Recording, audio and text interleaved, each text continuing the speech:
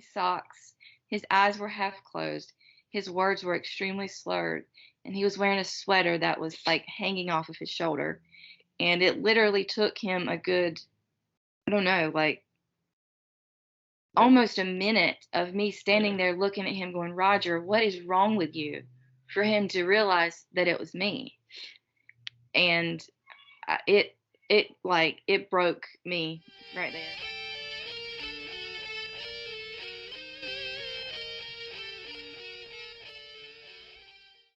Welcome to the show, guys. Hey. Hey, thanks. So, Roger and Ashley, right? Yep. Yes. Awesome. So, you are the first couples that I'm going to be featuring on the show.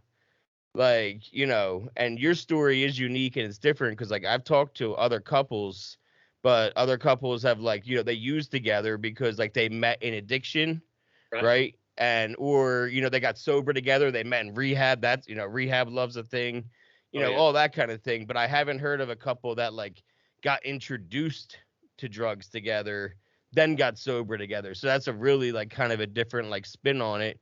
And someone told you about my podcast?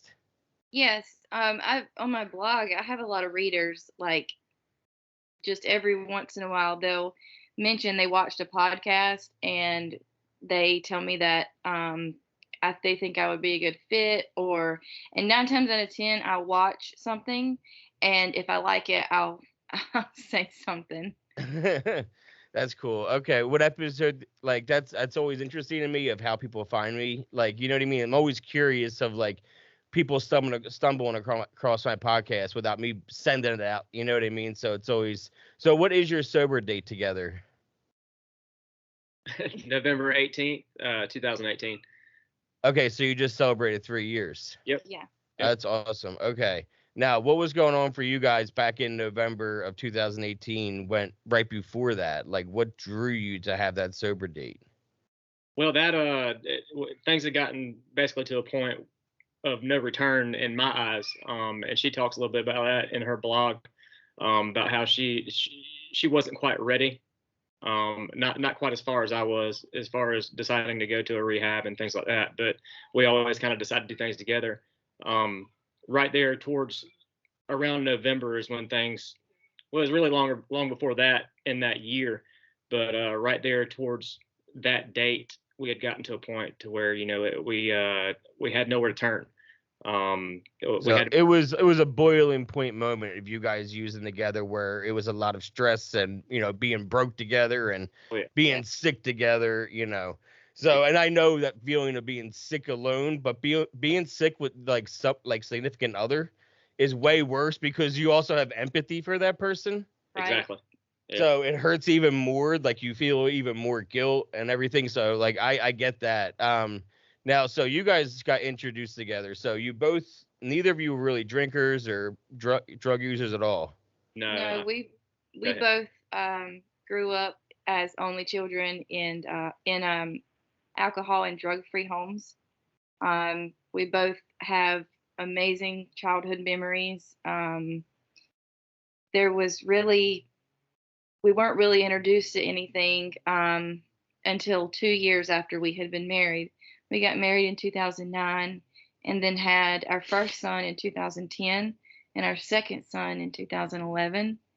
And after they were born was whenever the addiction kind of started.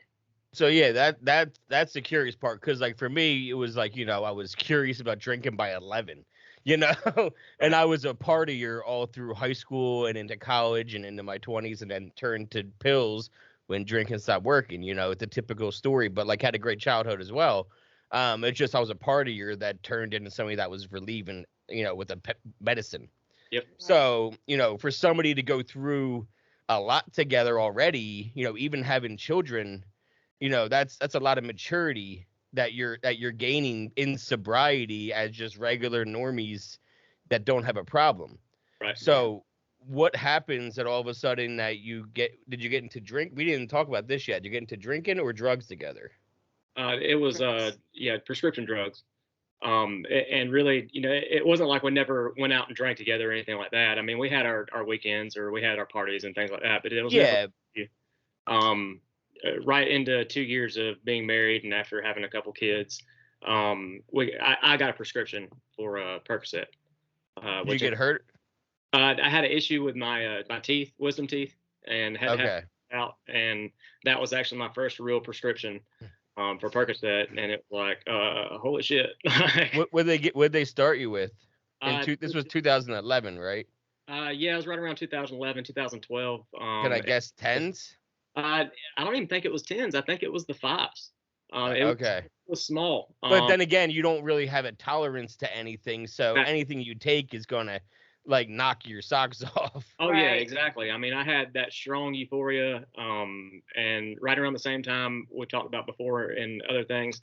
I was a fireman. I've been a fireman for 20 years now. Along that time, I'd been a fireman for about 10, 12 years. And had seen some things, had some issues sleeping, had some issues with nightmares whenever I did sleep. Had some issues with my attitude being bad. And right around the same time taking this Percocet, it was all fixed. Oh, yeah, it solved everything. I was perfect for the kids. I was perfect to her. Didn't hurt. Man, I could work all day. You know, it was the problem solver for a lot of things. So then, Ashley, when did you did you see a change in him and be like, well, what are you doing? And how can I get my hands on them too? How can I be as happy as you all of a sudden? I honestly, I just one day, he doesn't tell the story the same way I do. One day I just decided I was going to take something with him. And you saw him like nodding off, right? You had to have seen him like going, and you're like, wait, what is, I want that. So, and I don't mean to cut her off, but it wasn't to a point of like a nod off thing, because, you know, I didn't know much about it. I was just taking what they were telling me to take. Yeah. I didn't try much more than that, other than maybe taking it too soon or something like that. Okay, yeah. And it wasn't like a nod off, but it was not the nod off that you eventually get to, that I'm sure you're gonna get to. Oh, but like I'm talking about the nod off where she's like, wow, he is not here.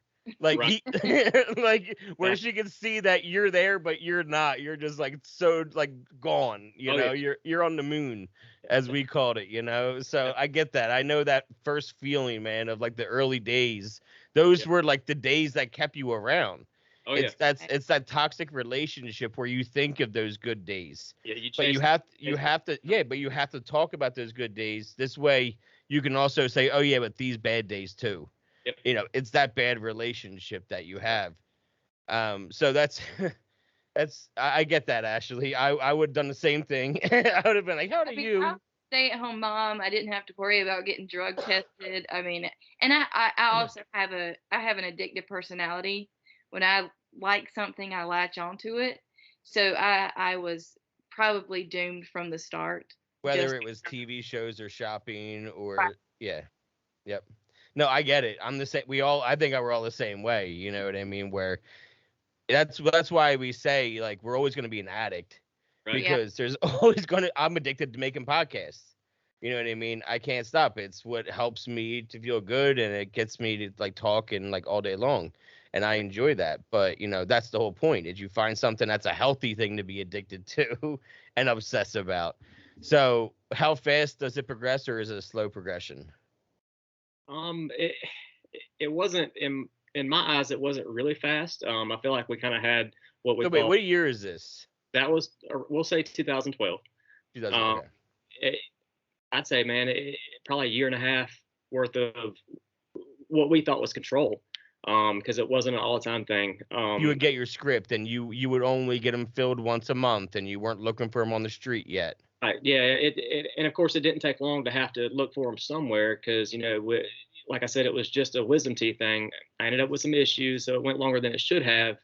But it wasn't like I broke my femur or something like that. And I had a it's not like they're giving you an ongoing script. Right. Yeah, it's not like the pain management thing or anything like that. Yeah.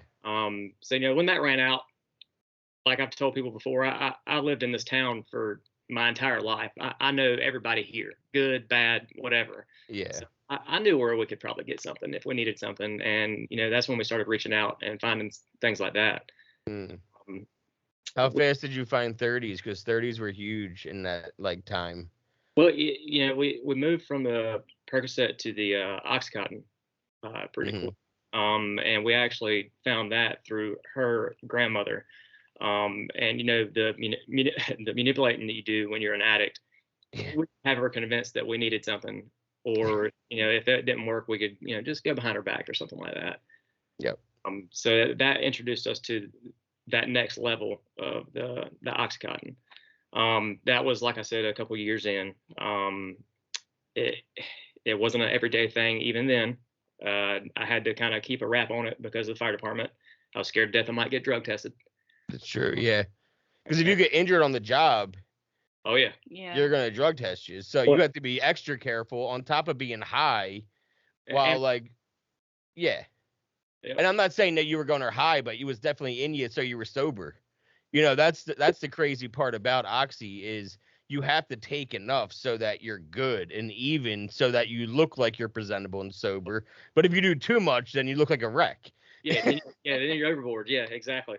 So I get it. I was functioning for a long time, man. And I know that balance game of having to fool everybody of okay, no, and I was in the blues personally, the Roxy blues, that was my thing for 9.5 years.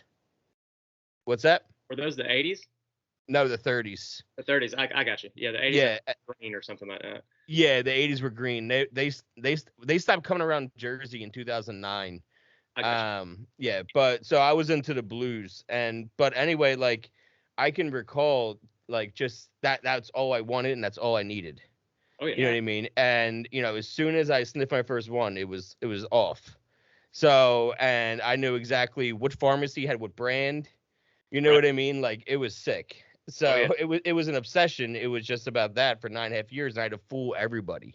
Oh yeah. And I wanted to be functioning and prove to everybody that I can handle this while doing this. So I'd wake up and only take a quarter of it so I can get through work a little bit. Yep. You know what I mean? Without hurting and without looking high. So I get that balance game. So, definitely there. Yeah. Did you ever have to seek out doctors though? I'll let you go ahead this time. No, I mean, our addiction span lasted for about 8 years, and we were able to find, as it progressed and things got worse, we were able to find what we needed to get what we needed, I guess you could say. And it really wasn't until the last year or so that people started noticing that something was wrong. We hit it extremely well. None of our friends, none of our family had any idea up until about the last 6 or 9 months. Well, they probably had an idea before that, but we, like she said, we hit it very well. And I worked hard. I made a decent amount of money, so I was always able to get us something. Even progressing to harder stuff, we were still able to successfully hide it. Yeah. Because, and I've heard of that too. And how long did you take before you went into heroin? I'm assuming that's what you mean by harder stuff. Oh yeah. Well, see, we were with the Oxycontin for a couple years, then moved to Opana. And we actually stuck with Opana for the longest stint of the 8 years. And so it got to where you couldn't find it. It was so expensive you couldn't afford it. Yeah. Which is the reason you move to anything else anyway, is because usually money. Yep. And then we dabbled a little bit into the heroin side of it and IV side of heroin. But it didn't take long for us to find a supplier with fentanyl. So we just went straight to direct fentanyl. And that was just in the pill form? It was powdered form, which you really know exactly what you're getting. But from what we understand, it was pretty straight fentanyl. And that was just that last year. So when we found that, it went downhill pretty quick. Yeah. IVing that, and so things went from bad to that was a pretty holy shit, pretty that was a bad. Quick spiral. Yeah, because your kids are, growing up too, so they're noticing things more, and they can form their own thoughts and opinions and questions by now. Yep. So, and do you guys appear to be drug addicts yet? But yeah, right around then is when things start to show.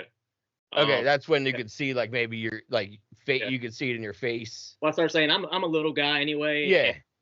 If I lose 10 pounds, you can see it like that. Yeah, you're 3 years sober, man, and you still haven't gained my weight back, right? But man, it's terrible. But yeah, people start noticing that. They start noticing when you're sick and you don't have anything, which is really, in their eyes, that's when there's a problem. They think you might be on something on the days that you're actually sick. That's what I kind of know. talking to somebody. I know that. I know. We're gonna be ratting out a lot of people right now. But Right. yeah, yeah. If they look sick, that means they're not high. They're withdrawing because they're yeah. Exactly. When we look good and we're moving around, we're doing the dishes, the laundry's done, we're high as hell. Exactly. I think because our parents didn't really have any idea of what to expect, they associated us being high with sitting in the corner drooling somewhere, Right. like not Same with my functioning. parents. Yeah, my parents are the same. They had no idea what to look for. I was the oldest of three. You know what I mean? So I was the one getting into all the trouble first. My brother and sister didn't get into any trouble because I set the example not to. Someone's got to pave the way. Someone's got to show you the direction not to go in. Right. And that was me and my family. So, but yeah, my parents, they didn't know what the signs were. The only time I ever got called out was Xanax. Oh wow. I never got called out ever when I was on 30s. It was always when Xanax was mixed in there too. I always had 30s on me and in me, but there was a lot of times I had Xanax too, but not all the time. But whenever I did, I got caught. Yeah. Pushes you Or, overboard. or I got arrested, or I stole shit. Right. That's Xanax. Yeah. Did you guys get into Xanax at all too? No. It was really just the opiates. Okay. So now when you guys first get into decide you're going to go to rehab because now you're doing fentanyl every day. Now, are you shooting it? Yep. Yes. Okay. So it's like intense. It's Oh, like yeah. as intense you can get. So the first week in rehab, and how hard was it to find a rehab that would take you guys together? Well, that was actually probably not as hard as it really should have been. Well, it usually is hard for a lot of addicts, but you guys have the advantage of getting high together and Right. not meeting an addiction. So that's probably why they were a little more lenient with you as opposed to a couple that met an addict. Well, and when we found the place we went here in North Carolina, when we first talked to them, we told them, we said, hey, you can either accept us as a couple or accept knowing that we're probably going to die if you don't. And I'm not. It's not like we were trying to act like hard asses or anything, but we needed. No, someone. you were being honest. Yeah. It was the honest truth. But did they also know that you guys started using together, like that you didn't meet and you guys were married and all that? They knew we were married. Yeah. Okay, so that probably helped, and that you have kids, and this was your first time in rehab, Right. so all those probably went to your advantage. If it was multiple stints, that would have been more questions for you. Yeah. Oh, yeah. But either way, I mean, how old are you guys at this time? I will be 34 next week. Okay, so you're like 30, 31 years old when this is going on. Right. Yes. Yeah, so they're like, okay, this is a young couple who's just trying to turn their lives around at 30. Let's help them out. Right. Oh yeah. So that's awesome. So what you mentioned to me, and I told you not to tell me anything. I think you unsent it. Remember, I was like, no, I don't want to know anything yet. I want to talk to you first. What happened your first week? I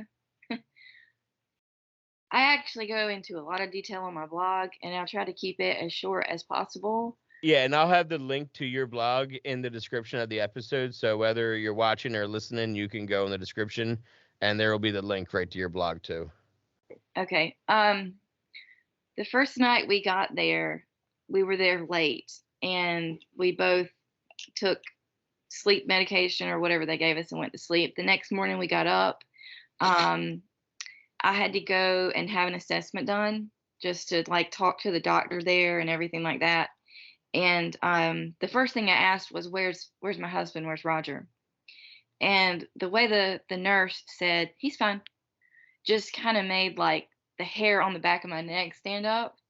And so I basically bullshitted what I told them what they wanted to hear to get out of there. And I actually ran into him in the hallway, and he did not recognize me. I was out of it. I will forever have the mental picture of him in scrubs, wearing only socks. His eyes were half closed. His words were extremely slurred. and he was wearing a sweater that was like hanging off of his shoulder. And it literally took him a good, I don't know, like almost a minute of me standing there looking at him going, Roger, what is wrong with you? For him to realize that it was me. And it broke me right there, because This episode is sponsored by MJ's Progress Not Perfection Meeting Center Association. We are in our meeting center where we do all these meetings for mental health and addiction. I can do this podcast anywhere. I can do this at home. I can do this in a closet. I can do this in a basement. It doesn't matter. All I need is somebody else to talk to about addiction and recovery. What I can't do from anywhere is help people with their addiction and their mental health problems. So if you can help out, we do have a Venmo, we have a Cash App, we have a PayPal, we have an address you can send a check to, and, all the money that gets donated goes towards rent, goes towards keeping the lights on, and goes towards keeping the internet on. So please, if you can give $5, $10, $20, it doesn't matter. Anything you can is so appreciated. And if you are a local business, if you're a national business, whatever, and you want to be a part of what we're doing, you can reach out to me and we can talk about how you can be a sponsor. But I'll let you get back to the episode. My time when I was like, holy shit, we have really, really fucked up. And at the time, I didn't know what he had gone through. Yeah, she mentions that we went to sleep, but I didn't get to sleep much. And my metabolism has always been pretty high. So I get and kind of goes out of me pretty quick. The second I tried to lay down, everything started. And because have you guys gone into withdrawals at all this entire time, or have you pretty much been able to stay high the entire? Not stay high, but like pretty much like. I mean, besides the last year. Right. I mean, we had a hint of withdrawal every now and then, but we were kind of able to make things happen before anything really ever got bad. We didn't expect. So we never had to go more than a couple days. Right. Oh no. We couldn't. I don't think we went more than probably 6 to 8 hours. Yeah, it's crazy. Is I lost my gallbladder 3 years into sobriety because of all the dry heaving I did because of all the years of like withdrawals that I had, because there was times where I had to go multiple days. Oh wow. And I would still go back like an idiot. Oh, yeah. You know what I mean? Because I'm an addict and I still wanted it. Just I couldn't get it or I didn't have any money. Yep. So I would just lay in bed for a few days, sweat it out, and then go get more again. Back to it.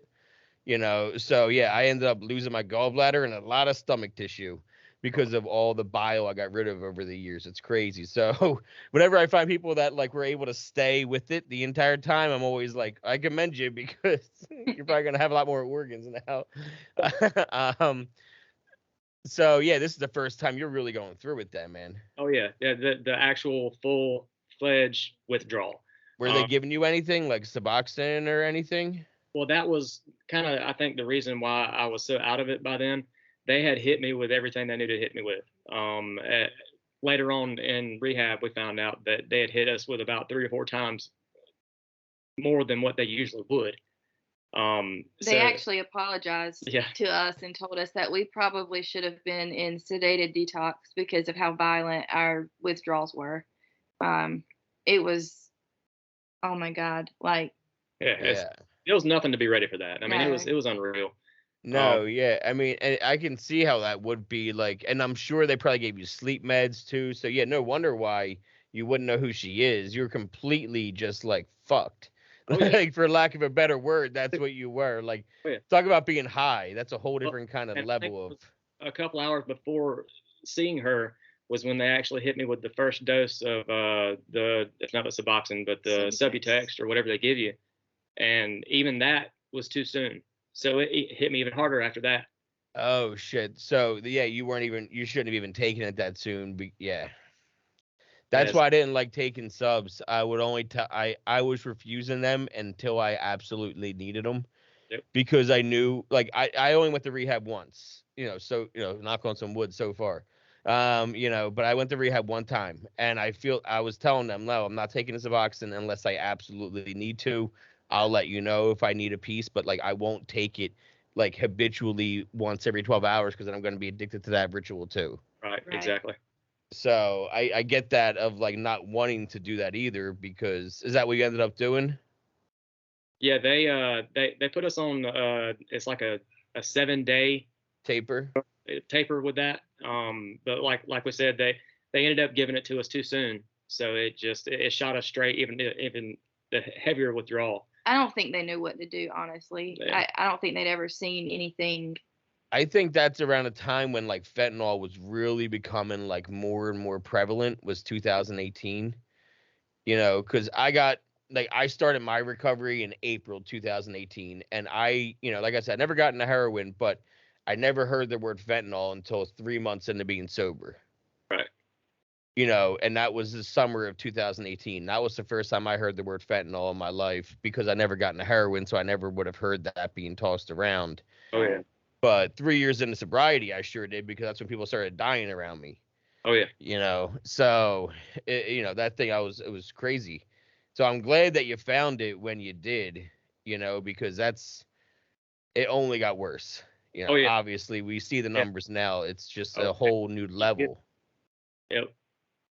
So now, how long did you guys stay into like treatment for? Like inpatient? Detox was a week in the medical facility, and then we moved over to the actual rehab, where we were over there for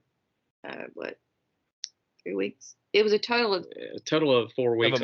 Yeah. Okay, yeah, 28 days in normal. What the insurance will pay for, then they kick you right out. Oh man, that's a whole nother story. Yeah, they're still calling me for my money too, man. And I'm like, see, we almost didn't even get in. And she talks about this too in the blog also, and I hate to keep mentioning that, but there's a lot more detail in that. You know, our parents, we can't even thank them enough, even today. They made that happen for us. They made it happen. As good as my insurance was with my job at the city, my insurance wasn't going to cover it. Yep. So her dad actually made it happen for us, got us in there, paid whatever needed to happen, and then my insurance kicked in for her, but not for me. Like, what sense does that make? It's my insurance, but you know, whatever. Yeah, that's crazy. And I'll shout out my dad too, because my dad also, he had to float me in sober living, because my sober living was one that used cannabis. It was in Los Angeles, and it was literally the first one that allowed cannabis to be used. We weren't allowed to smoke, and I still don't smoke to this day. I just use the like capsules whenever I take my medicine. But still, since the insurance says, hey, that's cannabis, we can't cover that. So the insurance covered my IOP, you know, my outpatient that I had to go to while in sober living, and then I had to pay rent to live in the house in Los Angeles, which was like $1,500 a month. So my dad floated me for like 4 months just so I could, like, until I was good, you know. I called up, I said, all right, I'm ready to come back now. And, you know, I came back to work because we ran a plumbing company together, him, my brother, and myself. My brother and I actually did the North Carolina for a year doing plumbing in Raleigh. Oh, okay. Yeah, we were down in Fayetteville. Oh, are you really? Yep. Okay, yeah, we lived in Durham. So, but we did plumbing around there, and then when we left there, it was to come up to Pennsylvania to start that. And that's when my addiction really just like nosedived into Right. I was closer to Jersey, which was my old stomping grounds, and I was taking road trips, man, 2 hour and a half, 2 hours each way, like 4 times a week for a couple of years. Oh wow. Like, yeah, at first I was like, oh, I'm going to the Flyers game, and I would. I would just get a lot of pills too while I go to the Flyers game. So, but those are getting expensive when you go to like 15 games in a season. I'm like, I can't do that again. Can't do the games anymore. I gotta have more money for these pills. I gotta figure out a different way to do this. So the schemes that we come up with, man, it's crazy. So how long did it take? Did you guys get into like programs together or meetings together, or what did you guys do for your sobriety together? Is it the blog? Well, when we came home, we actually, while we were in rehab, we had separate counselors and we took separate classes. Because there was a big whole deal about us being there as a married couple, you know. I'm sure, yeah. Can't recover together until you fix yourself, and just all this bullshit, to me anyways. But when we got back, we went to therapy together, and then we had therapy separate. And we we went to meetings for a little while, but honestly, we didn't really feel welcome. We would. I could totally see that in North Carolina. I could 100% see that. You're a couple in sobriety. They don't care whether how your circumstances are different than they don't. Yeah, because I've been in like a liberal AA NA area of Los Angeles, and I've been in conservative PA where it's like, so I could totally see the same thing mirror in North Carolina. Like, It was so yeah, I could see that. I hate that so much because, and it is a unique circumstance, and because a lot of the times it is like taboo because it doesn't work, but people need to be open-minded about recovery. Oh, yeah. Like that's why I do this, because I want to show as many different stories as possible, because there are a lot of different ways that we can recover. Yep. So now, how long before you guys see a change at home in like behaviors and all that? Like, does it take a bit to get used to each other being sober again? You know what I mean? Because you had a lot of rituals of getting high. So like, now all your rituals are gone and it's been a month, because I know you had to have had rituals of getting high together. Well, I don't know about rituals, because right there towards the end, it was a survival thing. Maybe towards the beginning there was a ritual, and actually having fun with it and things like that. Okay. So, okay, I wasn't sure if there's any habits you needed to break now coming back home, because like you're back in where you were just getting high at. Like when I left for rehab, I never came back to that house again. We know what I mean? So yeah, we had at the time we had 3 boys, so we we had to kind of suck it up. And I had a 6-year-old dog. I'm like, go live with my parents, Yeah. While we were in rehab, we actually signed over the last thing that we actually had in our name, which is our house. So we never went back there. My parents welcomed us into their home, which worked out great, because so that's what I was curious about, because that would be something like that would be hard for me just alone to go back, let alone with my significant other, where like there's memories. I couldn't go back. Yeah, we wouldn't go back to that. We signed it over while we were in rehab, came back here. After being here probably a week, I went back to my job, owned up to some things that I had done there, and resigned. And I actually I stayed out of the fire service for right at 3 years, and got welcomed back by another department. I kind of missed it. When you're in that, you love it. It's another home. So, I started searching around a little bit, found a department that welcomed me back, regardless of my past. They knew about it, gave me a chance, and I'm there now, and I love it. So congratulations, man. It feels, it feels so good to just be honest, right, with your employer about it. Yeah. Because I feel so bad whenever I talk to somebody and they're like, "Oh, I would love to do your show," or "Can I have myself hidden because of my career?" And I always I feel for them, because like you can't be completely free with, and I get it. We all have to make money, we have to survive, and that's our career. But like, man, is it freeing when you can say to your boss, like, and I can make jokes. Like, I just started a job like 2 weeks ago doing remote work, and I can make jokes about it because they know that I'm in recovery. Yep. It's the same thing. Oh yeah. When I'm at work, I mean, we run medical calls all the time. So we still go to overdoses, and we'll go to an overdose, and they'll be like, "All right, Roger, you got this one." Like, yeah, you're right. I can handle this. I know what to do. Oh yeah, but I mean, we're tight like that. We can make jokes, and it's, I'm not gonna take it personal. I know they're just kind of messing with me. They know that we're tight enough where we can joke like that. But, and that makes it a lot easier to like also be there at work and not have to worry about them being like, "Come on, grab a drink, have a drink with me. We're gonna go drink." Exactly. Yeah. They might mention things that they do going out and partying like that, but they never really mention it like that. Like, "Hey man, let's go out and do this." Exactly. Yeah, they can respect that. Yeah. Yeah, that's what I think. It's a lot easier.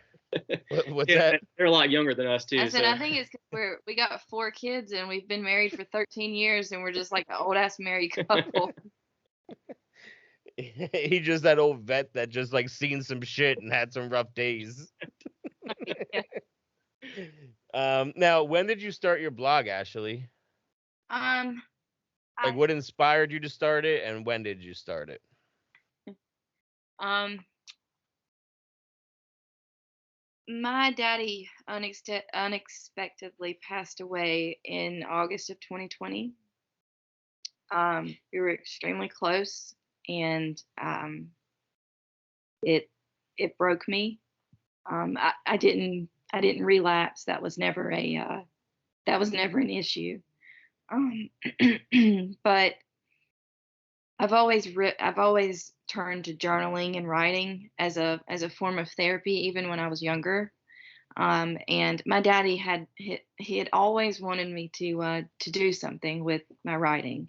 Um, and my mom called me one day when she was cleaning out his desk drawer, and he had saved my SAT paper from high school, and um, had written something on it, and I just kind of felt like it was a sign.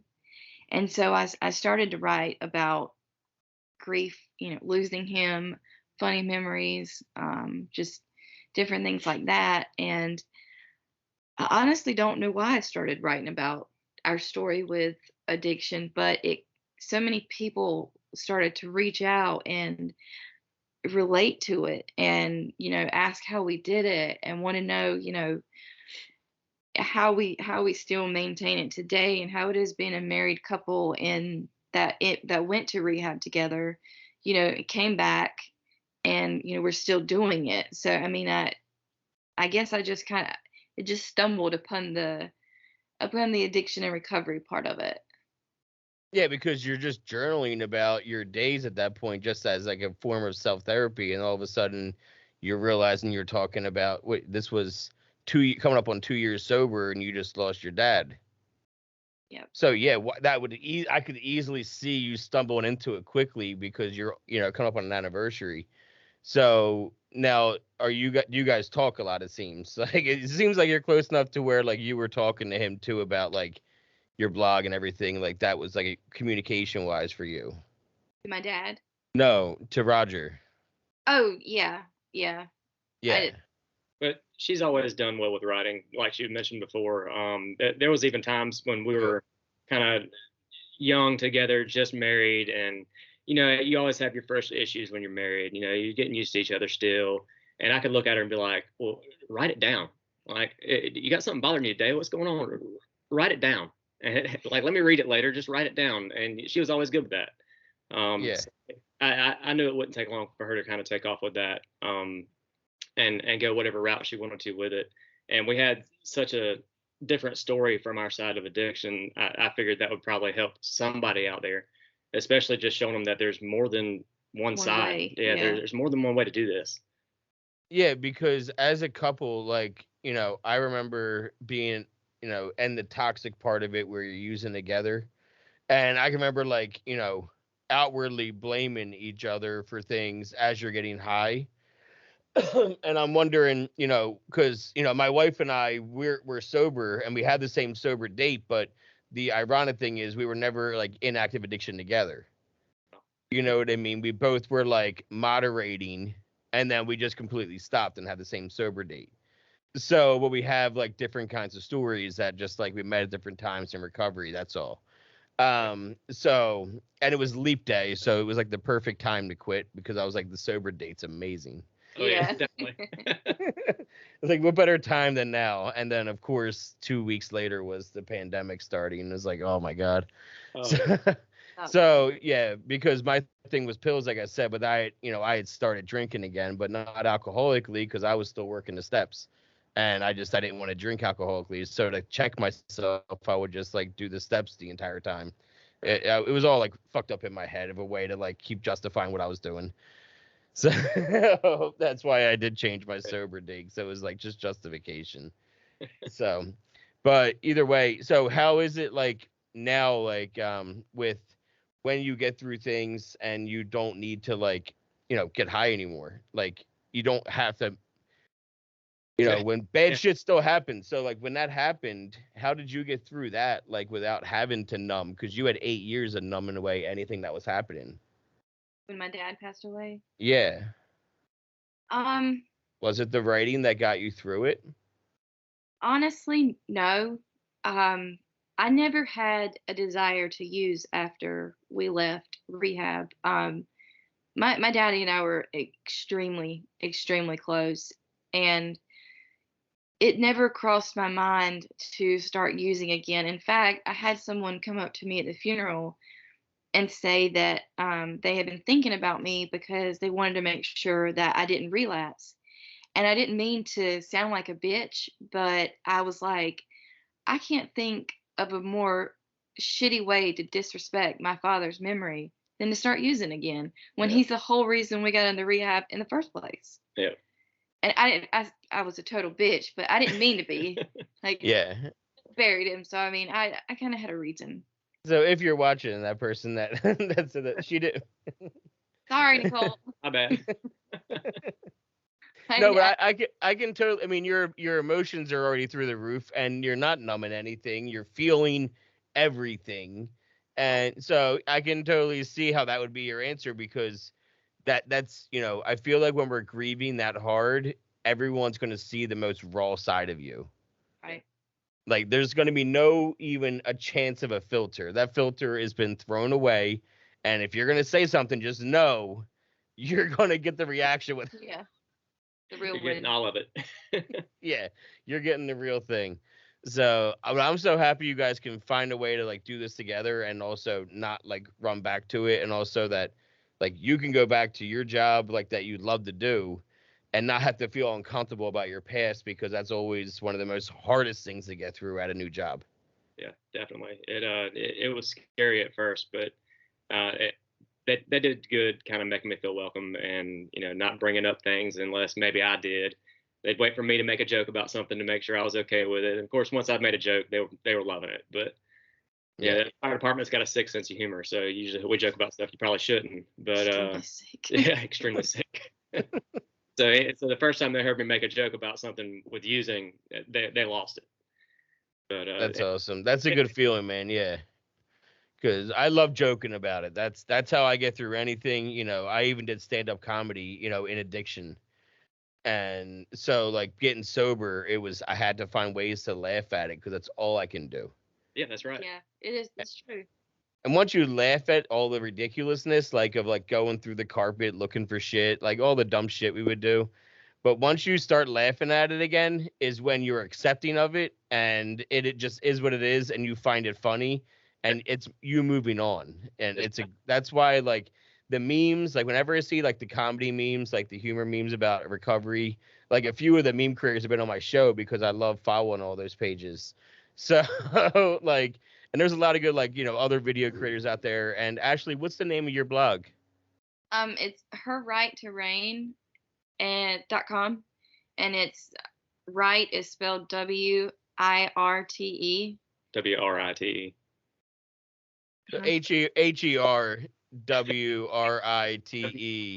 It's Rain. right. Yeah, I have it. Like I said, it'll be in the description. I just wanted to hear it. Her right to reign.